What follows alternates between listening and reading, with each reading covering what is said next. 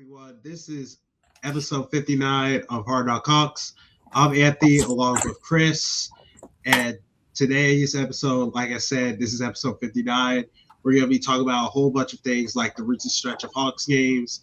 And we're going to be talking about the upcoming trade deadline, which is happening this February 5th at 3 p.m. As we're recording this, there are only 5 days left with plenty of action in the NBA.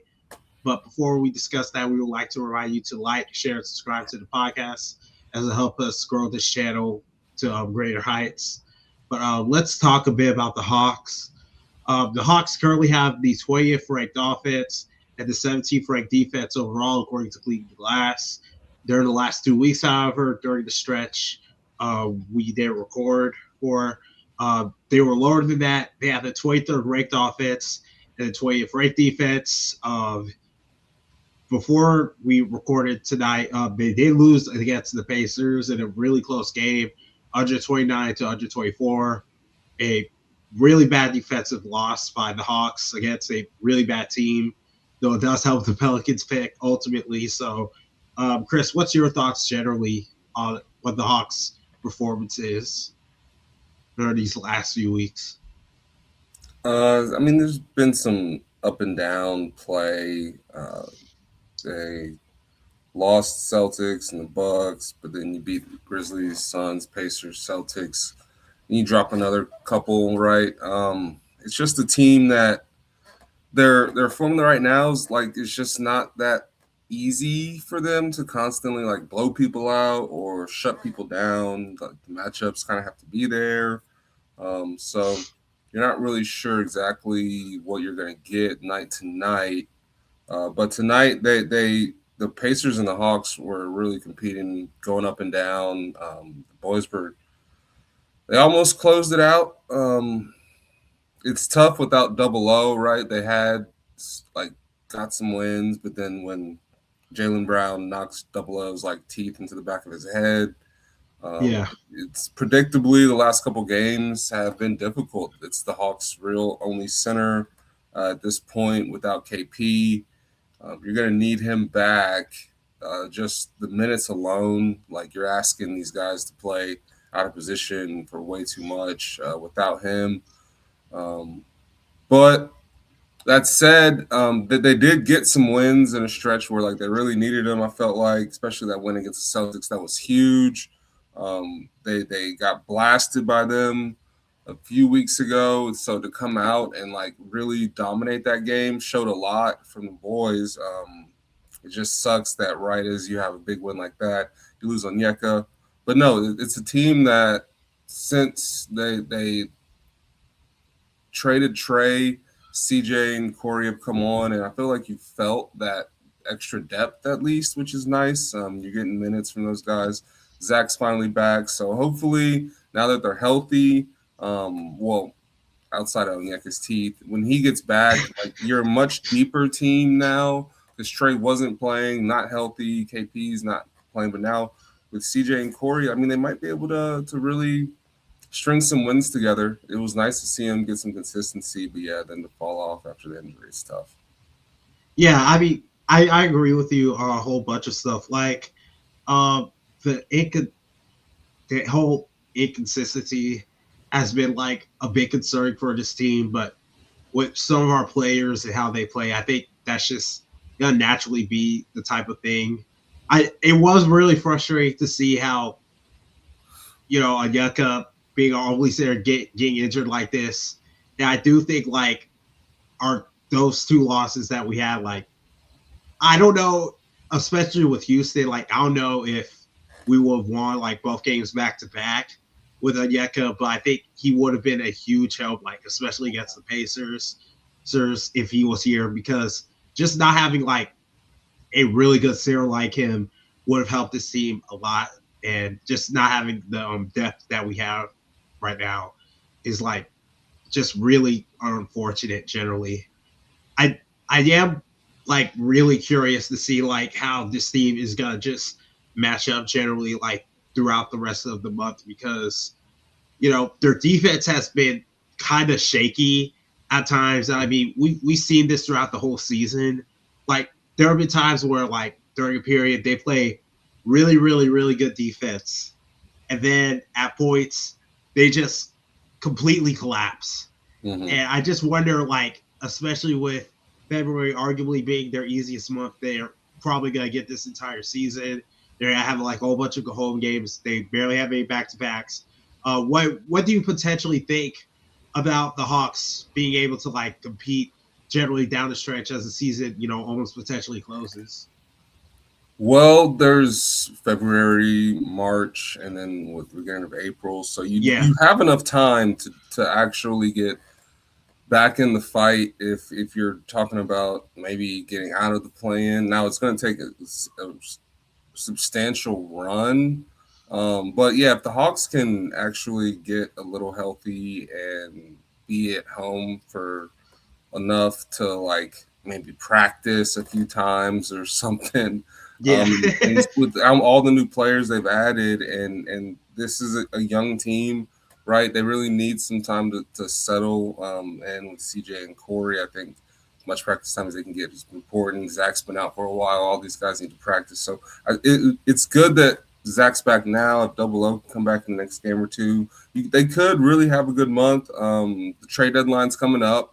So we'll see what Ansi can do. I think last year at the trade deadline, they really did add some vets that helped their consistency, right? We saw them like be able to score a bit more. They added some shooting. I think this time it might be trying to add some size so that it's not double O or bust. Even though Koloko has been giving them some solid minutes recently, he's not like a center that should be overextended. So yeah, if Ansi can get yeah. some reinforcements, yeah, it should be nice.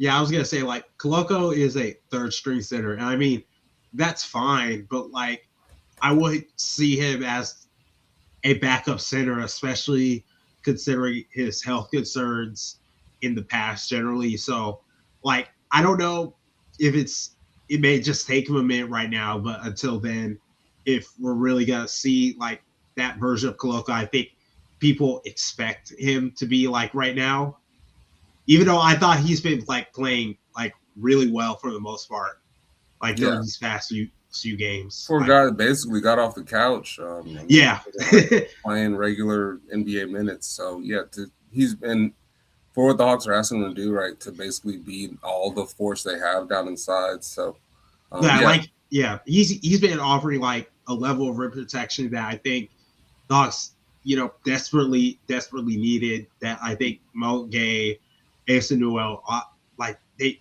haven't been able to offer. So I think just having him on this roster is just going to be a huge benefit. But even then, I still think they need to find like a backup center, hmm, like a real backup center. And I guess we could just pivot to like the trade deadline talks now, since, I think maybe it's time for them to just trade off Porzingis' contract at this point, since, they're starting to win games without him.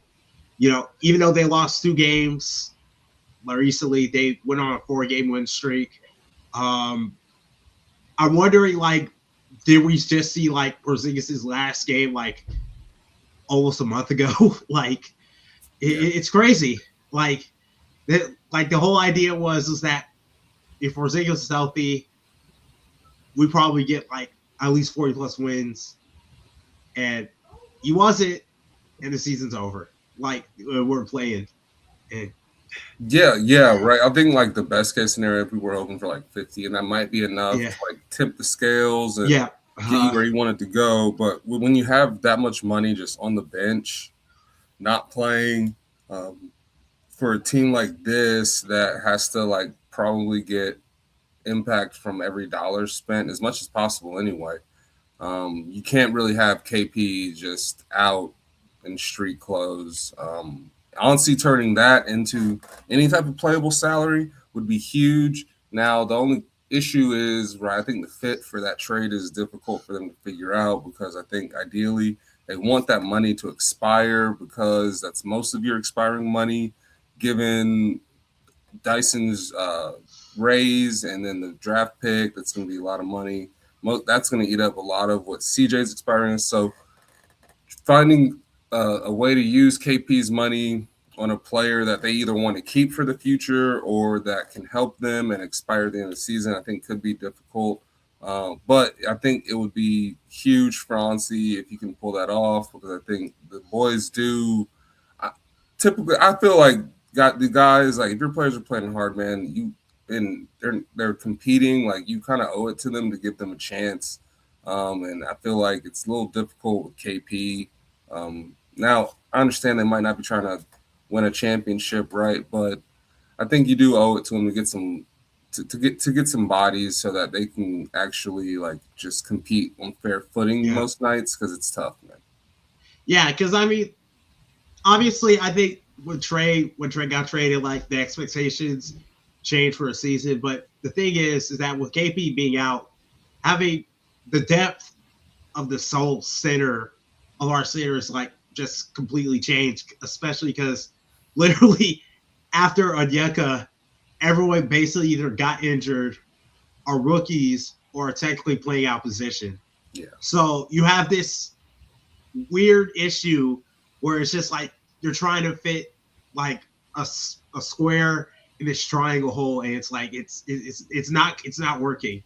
So Mm-hmm. like I'm just I'm just really gonna be interested to see what they do with that 30 million salary, because like $30 million is a lot, Yeah.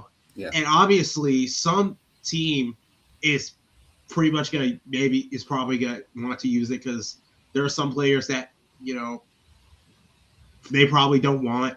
And let's say Porzingis is healthy, like after the trade deadline or All Star break, he's still really good.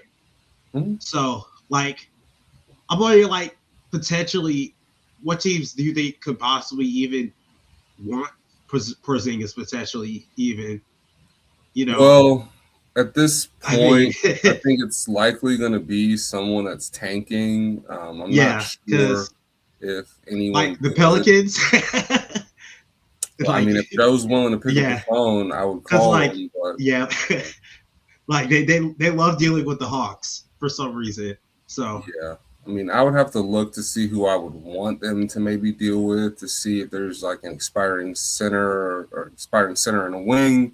Maybe someone has like 25 mil expiring and they want to turn it into 30.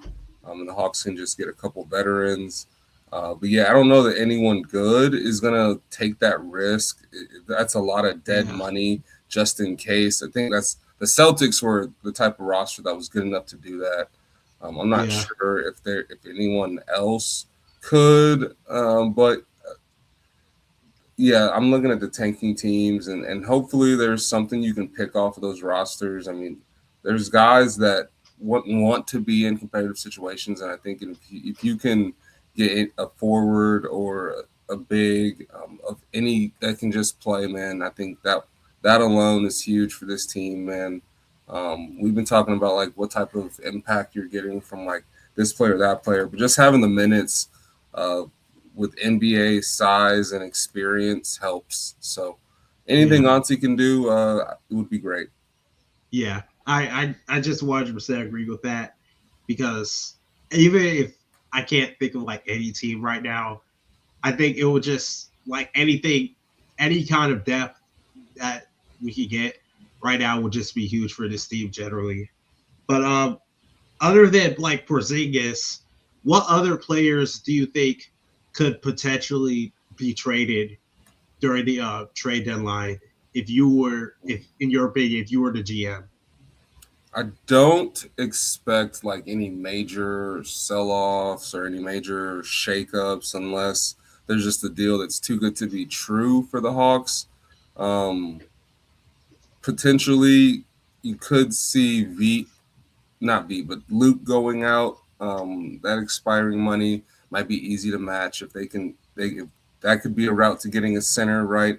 You could still preserve KP's expiring money. You brought in Kispert now, and you have Zach, so there might not be as many minutes for Luke, especially if you can turn him into a rotation big. And that's a guy that a good team might actually want, right? Because he is playing consistently, and he's one of the best shooters in the league. I think he was leading the league in 3-point percentage coming into Yeah. the night. So I Uh-huh. think given the added depth of CJ and Corey, you might dip into that guard depth and that shooter, and maybe try to get some more size. Just because you do have some guys now that can shoot, that you didn't have before, and that can handle the ball. So I think that might be an option. Yeah, I don't know about anyone else. It's just tough right now mid-season. I think they really need everybody, and it's a team that needs to be trying to add depth more than sell. I think most of the more interesting trades would probably come in the offseason. So if it were you, you would just probably just stay put completely right now, except to just maybe trade Porzingis. Yeah, I would look for a big and maybe an extra wing forward that has some experience because Mo and Asa are a bit raw. But this is I'm as much as I would want the Hawks to like go get a star or somebody. I mean, it makes sense to hoard your picks as much as possible, and if you're trying to conserve assets for the next like 16 months or 18 months or so, to see where you're at, then I don't know that you're going to do too many crazy things. So yeah, for me, it's maybe move KP, maybe move Luke, and see what you can get with that. It's interesting because I would personally not move Luke. I think other than trading like KP, I think the only person that I would probably trade is Kispert. I think I if it was I just think that I don't think Kispert has been like very good for the most part. And I think despite everything and how much I wanted a backup wing, I just think that I would rather just see someone like Luke Kennard play more because I think Luke has kind of been a underrated part of the season, honestly, with how he's been playing so far, especially in the last few days. Because when he's been aggressive, he's been just like really, really good. So honestly, I think I would probably just trade Kispert if it was me. Uh, but I, but either way, if they don't decide to make that move, I would probably just be like either just find a decent deal for Porzingis or just stay put. Because I mean, for me, it's like Porzingis could just stay, and this team could probably be fine if he's come back healthy, and they could just make a play and push. I think, especially with how easy the schedule is coming up for some of these games, because they're playing a whole bunch of taking teams. So Yeah. No, I mean, I think record wise they might be fine. I just am beyond kind of relying on KP at this point. I yeah, just you're don't right. know if Yeah, it's like even if he does come, like it's like, oh, I'm fit now for the playoffs. Like he hasn't played basketball in months, and they haven't played with him.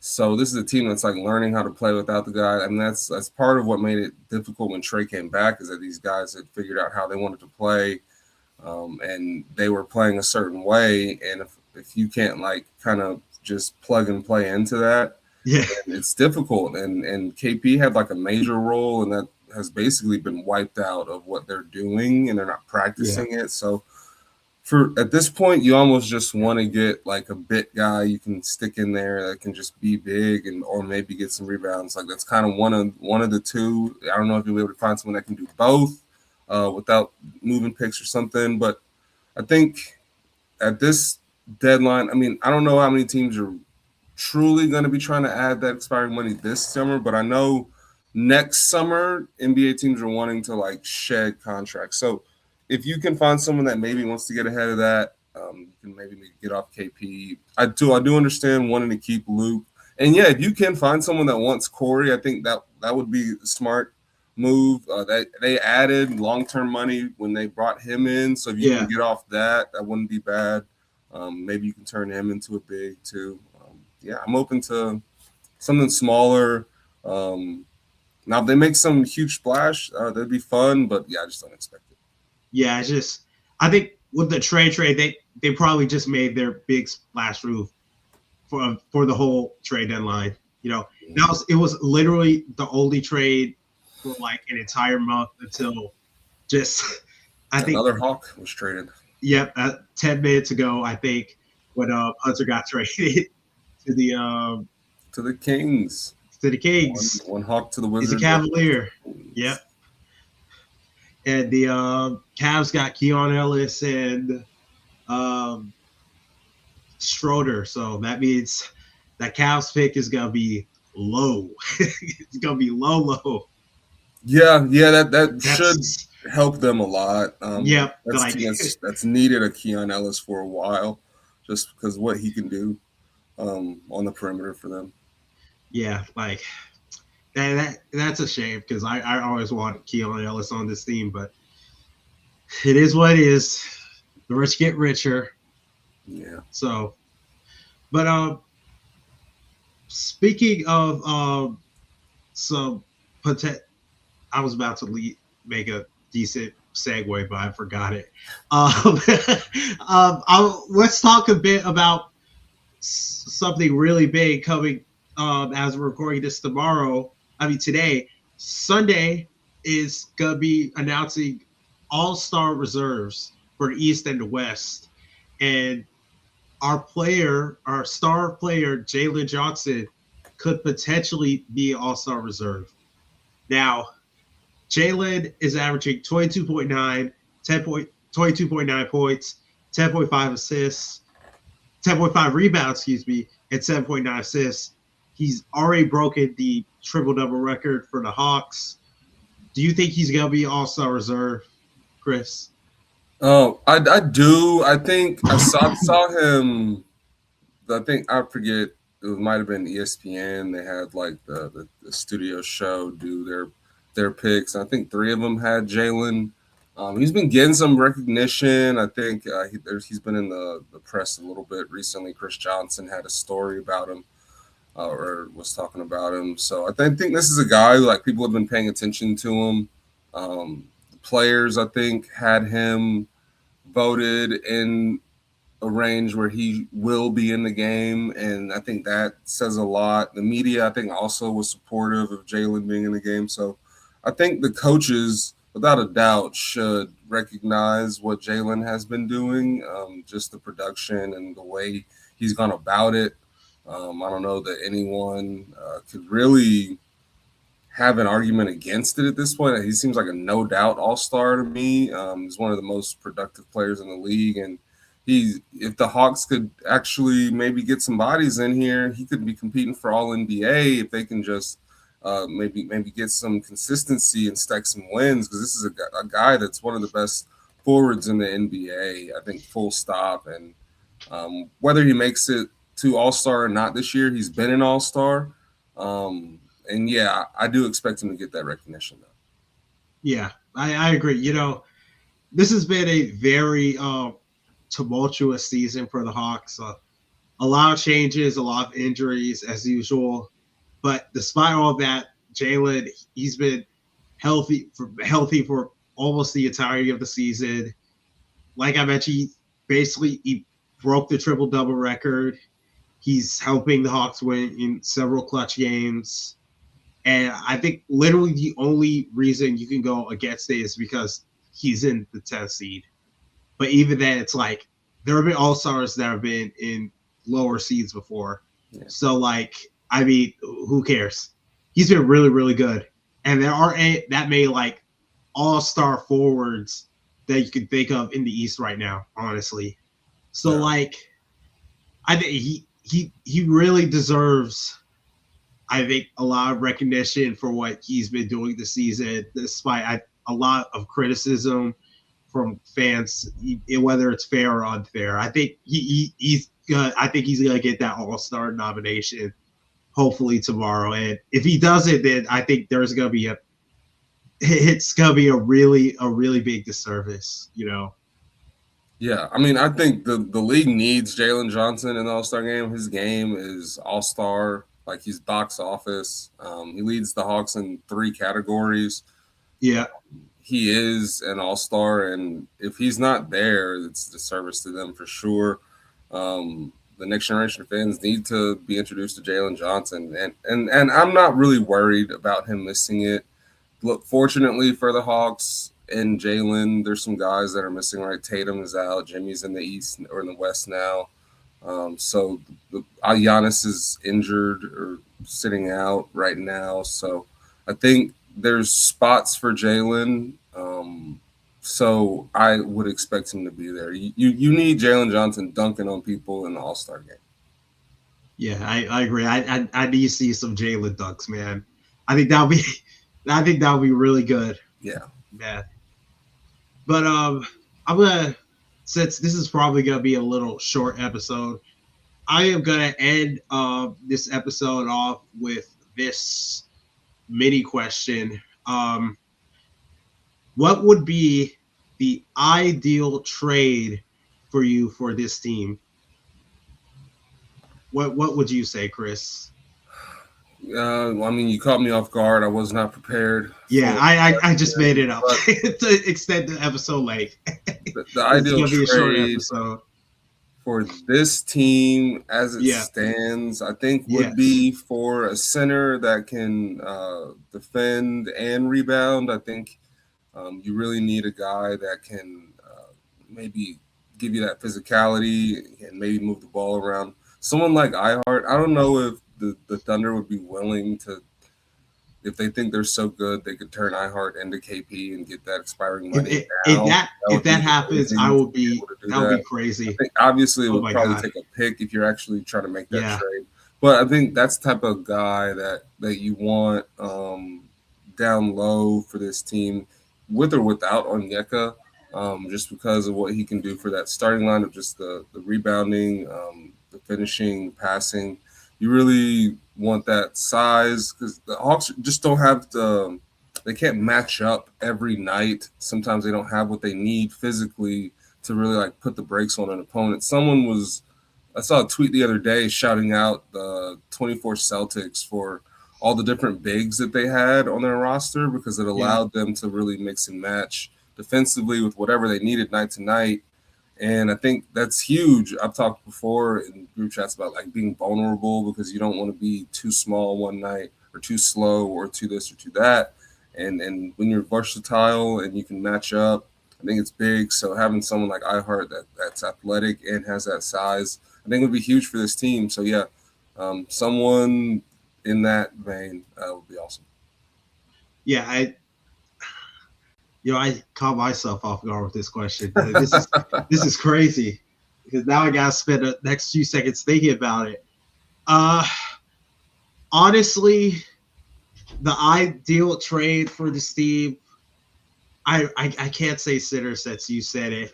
I would just say, I really want a good point guard. I love point guards, man. Especially because I think the biggest issue with this team, especially for the last few years, has been the offense. Right? They need a better way to just someone that could just get to the rim, like just someone that can attack the rim, just get to the rim better.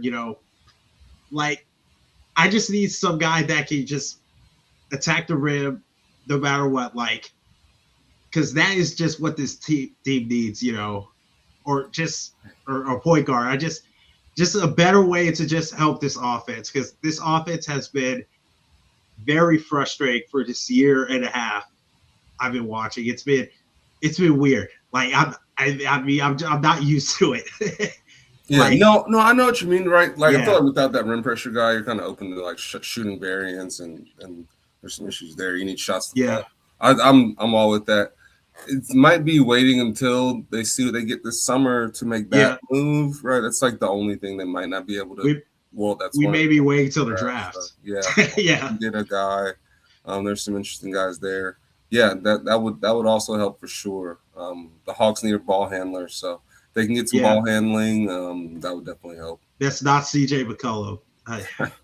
Oh my God! And CJ shot well tonight, but he's not like the connective passer, right? He doesn't like see the floor all the time. He's going to do his thing, but The other guys might. I gotta take back what I said of those last few weeks ago, man. about the I mean, oh my god, I don't even want to talk about it anymore. I mean, when he's on fire, he's great, but when he's not, oh.